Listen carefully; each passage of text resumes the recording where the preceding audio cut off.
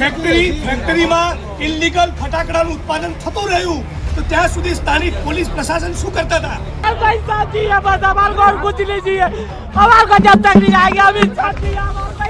ભગવાન મારો છોકરો મને લઈ આવ્યો મરી જાજો મો તો દુઃખ નહીં. કેટલા મોટા છોકરા, કેટલા વર્ષના? 21 વર્ષનો, 18 વર્ષનો. ગુજરાત પર ફરી એક વખત અગ્નિકાંડનો કલંક લાગ્યો છે. આવું હું એટલા માટે કહી રહી છું કે ગુજરાતમાં ઘણી વખત અગ્નિકાંડ થઈ ચૂક્યા છે. એના આરોપીઓ અત્યારે ખુલ્લેઆમ ફરી રહ્યા છે અને ફરી એકવાર બનાસકાંઠા જિલ્લાના ડીસામાં એક ગોડાઉનમાં બ્લાસ્ટની ઘટનામાં ચોંકાવનારા ખુલાસા એક પછી એક થઈ રહ્યા છે. સૌથી મહત્વના સમાચાર અત્યારે એ મળી રહ્યા છે કે 100 કિલો ફટાકડા રાખવા માટે આ આરોપીઓ દ્વારા 3 જેટલા લાયસન્સ લેવામાં આવ્યા હતા. તમે વિચારો કે 100 કિલો ફટાકડા મૂકવા માટે 3 જેટલા લાયસન્સ લેવામાં આવ્યા, એમાં પણ એક બાપના નામે અને એ બાપે બીજા 2 લાયસન્સ પોતાના દીકરાના નામે લીધા છે. એટલું જ નહીં, ડીસામાં જે ભીષણ આગ લાગી હતી એમાં લગભગ 21 લોકોએ આ ભીષણ આગમાં પોતાનો જીવ ગુમાવી દીધો છે. એ શ્રમિકો જે ફેક્ટરીમાં કામ કરતા હતા તે 21 લોકોને એ આગ છે ભરખી ગઈ છે. એટલું જ નહીં, એ ફેક્ટરીના બાજુમાં ગોડાઉન હતું, એ ગોડાઉન પણ બળીને ભસ્મ થઈ ગયું છે અને જે આગ હતી એટલી વિસ્ફોટક હતી, એટલો અવાજ એનો હતો કે આજુબાજુના લોકોને પણ ખબર પડી ગઈ કે અહીંયા આગ લાગી છે, અહીંયા બ્લાસ્ટ થયો છે. હવે સવાલ સૌથી મોટો એ થઈ રહ્યો છે કે એક પછી એક ખુલાસાઓ આ કેસમાં થઈ રહ્યા છે. અત્યારે હાલ આરોપીઓનું જે જગ્યા પર, ગોડાઉનના જગ્યા પર જે બ્લાસ્ટ થયો હતો ત્યાં રિકન્સ્ટ્રક્શન કરવામાં પણ આવી રહ્યું છે. પરંતુ દીપક ટ્રેડર્સ નામનું આ ગોડાઉન હતું કે જ્યાં ગેરકાયદેસર ફટાકડા બનાવવામાં આવતા હતા. હાલાકી ગુજરાતમાં આ ફટાકડા બનાવવાની કોઈ પણ જાતની પરમિશન નથી, પરવાનગી નથી, છતાં પણ આ જે આરોપીઓ છે એ બિંદાસપણે કહેવાય કે ફટાકડા બનાવતા હતા. દીપક ટ્રેડર્સ નામના ગોડાઉનમાં ભીષણ ઘટના સામે આવી. જ્યારે આ ઘટના સામે આવી ત્યારે FSLની ટીમ, 108ની ટીમ, SP કક્ષાના અધિકારીઓ પણ ત્યાં પહોંચી ગયા હતા. કારણ કે લગભગ 21 થી પણ વધારે લોકોના મોત થઈ ચૂક્યા છે અને આ બધાને આ કહેવાય કે બ્લાસ્ટ ભરખી ગયો છે. એ બ્લાસ્ટ એટલો સખત હતો કે જે માનવ અંગ શોધવા એ પણ બહુ મુશ્કેલ થઈ ગયા હતા. લોકોના શરીરના પણ ચિત્રે ચિત્રા ત્યાં ઉડી ગયા હતા. હવે સૌથી મોટા અને મહત્વના સમાચાર હું તમને અહીંયા આપી રહી છું કે એ જે ગોડાઉન છે તેના માલિક ખૂબચંદે એક દીકરાના નામે લાયસન્સ લીધેલું હતું, 2 અને 1 એના પોતાના નામે લાયસન્સ લીધેલું હતું. એટલે કે 100 કિલો ફટાકડા સાચવવા માટે આ આરોપી દ્વારા 3 લાયસન્સ લેવામાં આવ્યા હતા. હવે તમને થશે કે ફટાકડા શું ગુજરાતમાં બનતા હશે? જી હા, ગુજરાતમાં જ ફટાકડા બને છે અને દીપક ટ્રેડર્સ એ રાજકોટના વેપારી પાસેથી ફટાકડા ખરીદીને લાવતો હતો. એટલે કહેવાય કે એક પછી એક આ મોત થયા પાછળનું કારણ એ જ છે કે રાજકોટના વેપારી પાસેથી ફટાકડા લાવવામાં આવતા હતા અને એક જ બ્લાસ્ટમાં 21 લોકોની જિંદગી અહીંયા તહેસ નહેસ થઈ ગઈ છે. સૌથી મોટો સવાલ એ થઈ રહ્યો છે કે લાયસન્સની જે પરવાનગી છે એ 31/12/2024ના રોજ પૂર્ણ થઈ ગઈ, તો પછી 2025ના ચોથા મહિના સુધી આ ગોડાઉન કેમ ચાલી રહ્યું છે? આ કોની બેદરકારી છે અને કોની બેદરકારીને કારણે આ 21 લોકોના મોત થયા છે? ફરીથી તમને જણાવી દઉં છું કે લાયસન્સની જે પરવાનગી છે 31/12/2024 એટલે 2024ના છેલ્લા મહિનામાં છેલ્લી તારીખે આ જે લાયસન્સ છે એને રિન્યુ કરાવવાની તારીખ પૂરી થઈ ગઈ છે, છતાં પણ લાયસન્સ રિન્યુ થયું નથી.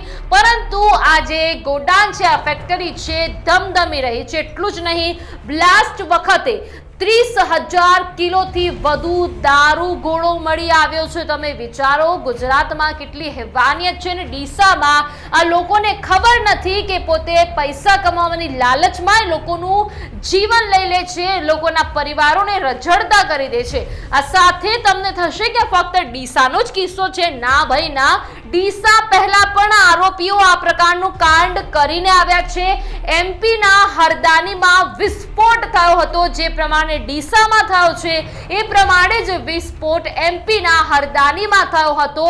ત્યાં ફેક્ટરી બંધ કરી દેવામાં આવી અને એના પછી હરદાનીના જેટલા પણ શ્રમિકો એ ફેક્ટરી બંધ થયાના કારણે બેરોજગાર થયા હતા એ દરેક શ્રમિકોને અહીંયા ડીસાના આ ફેક્ટરીમાં આ ગોડાઉનમાં લાવવામાં આવ્યા, જેથી કરીને તેઓ અહીંયા કામ કરી શકે, તેમને રોજગારી મળી શકે. પરંતુ જે હરદાનીમાંથી એટલે કે એમપીમાંથી અહીંયા આવ્યા એ લોકોને પણ કાર ભરખી ગયો અને એ લોકોના પણ કમકમાટી ભર્યા મોત થઈ ગયા છે. એટલું જ નહીં, 2 બિલ્ડિંગ અને મજૂરોને રહેવા માટે ઓરડીની પણ આ વ્યવસ્થા કરવામાં આવી હતી. આ સાથે જે માલિક ખૂબચંદ છે એ વધુ અવાજ આવે તેવા બોમ્બ બનાવતો હતો. એટલે તમે વિચારો કે તેના દ્વારા વધુ અવાજ આવે એવા બોમ્બ બનાવવામાં આવતા હતા અને માર્કેટમાં એક અલગ છે દીપક ટ્રેડર્સ એવી છાપ ઊભી કરવા માંગતો હતો. પરંતુ આ પ્રમાણે જે દ્રશ્યો સામે આવ્યા એ 21 લોકોના કમકમાટી ભર્યા મોત થઈ ગયા છે. આ બધાની વચ્ચે જ્યારે સમાચાર સામે આવ્યા, મીડિયામાં સમાચાર પ્રસરવા લાગ્યા, ત્યારે અધિકારીઓને પણ ખબર પડવા માંડી. એટલે આપણા ગુજરાતના મુખ્યમંત્રી ભૂપેન્દ્રભાઈ પટેલ દ્વારા જેટલા પણ મૃતકો છે તેમને 4-4 લાખ રૂપિયાની સહાય આપવામાં આવી. પરંતુ મારો સવાલ એ 4 લાખ રૂપિયા પ્રત્યે એટલો છે કે શું 4 લાખ રૂપિયા તમે મૃતકોને આપી દો, શું પરિવારજનોને એમનું સ્વજન, એમનું વ્યક્તિ, એમનો ગુમાવેલો દીકરો, કોઈના પિતા છે, કોઈના પતિ છે, બધા પાછા મળી જવાના છે? સવાલ મારો ફક્ત એ છે કે કડક કાર્યવાહી કરવામાં આવી રહી છે. અગ્નિકાંડ જે બન્યો એના પર કાર્યવાહી કડક કરવામાં આવી રહી છે. તો સવાલ એ છે કે આ લાયસન્સને રિન્યુ નથી કરવામાં આવ્યું, લાયસન્સની પરમિશન નથી. 31/12/2024 ના દિવસે આ લાયસન્સ પૂરું થઈ જાય છે, પરવાનગી નથી. તો આખરે આ લાયસન્સ હજી સુધી આગળના 3 મહિના સુધી કેવી રીતે ચાલી રહ્યું છે? શું આમાં રાજ્ય સરકારનો પણ દોષ છે? શું રાજ્ય સરકાર એ વસ્તુઓ નથી જોતી? અગ્નિકાંડ આગળ પણ થઈ ચૂક્યો છે. અગ્નિકાંડમાંથી રાજ્ય સરકારને કંઈક તો શીખ મળવી જોઈએ કે આખરે ગુજરાતની ભોળી જનતાના આ રીતે મોત થઈ રહ્યા છે, એ પણ અમુક લોકોની લાલચમાં. અમુક લોકો રાતોરાત અમીર બની જવા માંગે છે, એટલા માટે આ લોકોના મોત થઈ રહ્યા છે. ત્યારે આ 21 લોકોના જે મોત થયા છે એના પાછળ આખરે જવાબદાર કોણ છે? એવું તો નથી કે ગુજરાતમાં પહેલો કિસ્સો છે અગ્નિકાંડનો. સુરતનો તમે તક્ષશિલા કાંડ જોઈ લો, ત્યાં પણ એવી ભીષણ આગ લાગી હતી. તમે રાજકોટ અગ્નિકાંડ જોઈ લો કે જ્યાં પણ ભીષણ આગની ઘટના સામે આવી હતી. અને હવે ડીસા પણ આથી બાકાત નથી, ડીસામાં પણ અગ્નિકાંડ સામે આવ્યો. હવે આ 21 લોકોના મોતના પાછળ જવાબદાર કોણ છે એની વાત કરવી છે. તો પહેલા તો ફેક્ટરીનો માલિક ખૂબચંદ મોહનાની સૌથી પહેલો મોટો આરોપી આ વ્યક્તિને કહી શકાય કે તેને થોડાક પૈસા કમાવાની લાહીમાં અને લાલચમાં 21 લોકોને મોતને ઘાટ ઉતારી દીધા અને એવી હાલત કરી કે માનવ જે અંગો છે તે પણ શોધવા મુશ્કેલ પડી ગયા અને એમના અંગોના ચિથરા ત્યાં ઉડી ગયા અને લોકો એમને શોધી પણ ન શક્યા. એટલે પહેલો જવાબદાર છે એ ખૂબચંદ મોહનાની કે જે એ ફેક્ટરી દીપક ટ્રેડર્સનો માલિક હતો.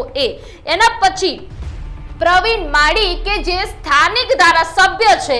સવાલ એ છે કે સ્થાનિક ધારાસભ્ય છે અને એ ખબર નથી કે એના વિસ્તારમાં શું થઈ રહ્યું છે.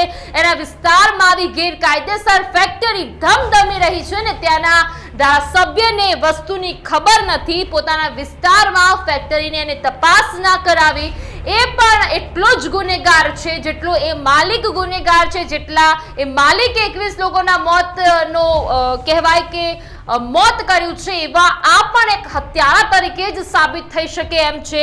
એના પછી બનાસકાંઠાના મિહિર પટેલ કે જે કલેક્ટર છે, લાયસન્સ રિન્યુ થયાની જાણ છતાં પણ કોઈ પણ પ્રકારના પગલાં લેવામાં ન આવ્યા. એટલે એમને ખબર છે કે લાયસન્સ રિન્યુ નથી થયું. 31/12/2024 ના રોજ એ ફેક્ટરીનું લાયસન્સ પૂરું થઈ જાય છે, ડેડ થઈ જાય છે, છતાં પણ એને ખબર છે કે લાયસન્સ રિન્યુ કરવામાં નથી આવ્યું. છતાં આગળના 3 મહિના સુધી આ ફેક્ટરી ધમધમી રહી છે. તો એમને તપાસ કેમ ન કરી? એટલે એ પણ એટલા જ જવાબદાર છે. એના પછી છે Akshayraj Makwana SP, negative report છતાં ફોલોઅપ કેમ ન લીધું?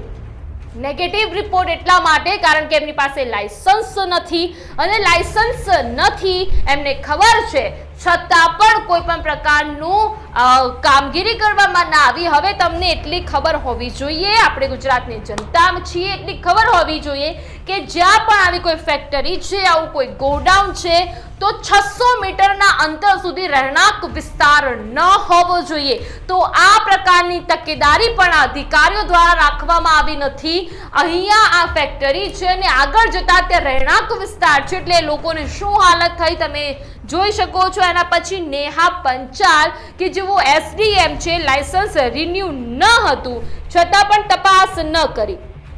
એમને ખબર છે કે 31/12/2024 રોજ આ લાયસન્સ પૂરું થઈ જાય છે, તો કોઈ પણ કંપનીનું લાયસન્સ પૂરું થઈ જાય તો જે તે લાગતા વળગતા અધિકારીની જવાબદારી છે કે ત્યાં જઈને જુએ કે ભાઈ લાયસન્સ પૂરું થઈ ગયું છે છતાં પણ શું ફેક્ટરી ચાલે છે, છતાં પણ શું ફર્મ ચાલે છે કે નહીં, એ જોવાની જવાબદારી જે તે અધિકારીની હોય છે. પરંતુ આ SDM નેહા પંચાલ તો એકદમ મસ્તગસ્ત થઈને બેઠા અને એમને જોયું પણ નહીં. અને એટલા જ જવાબદાર આ છે કે જેટલું જવાબદાર ખુબચંદ મોહનાની છે. એના પછી સૌથી મોટા જવાબદારમાં હું ગણીશ આપણી રાજ્ય સરકારને, કે રાજ્ય સરકાર આખરે આવા લોકોને પરવાનગી કેવી રીતે આપી દે છે, કેમ જે તે લાગતા વળગતા અધિકારીઓને એ કહેતી નથી, કેમ એ લોકો પાસેથી અપડેટ્સ નથી લેતા કે આખરે તમારા જિલ્લામાં શું થઈ રહ્યું છે.